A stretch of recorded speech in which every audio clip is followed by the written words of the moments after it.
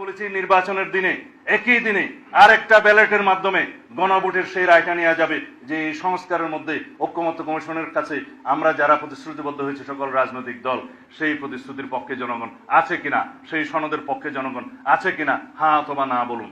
যদি জনগণ হ্যাঁ বলে তাহলে সেই পার্লামেন্ট, সেই নির্বাচিত সংসদের প্রত্যেকটা সংসদ সদস্য আইনানুগভাবে ম্যান্ডেট প্রাপ্ত হবে এই সনদ বাস্তবায়নের জন্য, তারা বাধ্য থাকবে সেই সনদ বাস্তবায়নের জন্য। জানানো হয় সংবিধান সংস্কার পরিষদের শপথ গ্রহণ প্রসঙ্গেও নির্বাচিত সদস্যদের শপথ গ্রহণ অনুষ্ঠিত হবে। এইটা প্রধান নির্বাচন কমিশনের সাংবিধানিক এখতিয়ার আছে।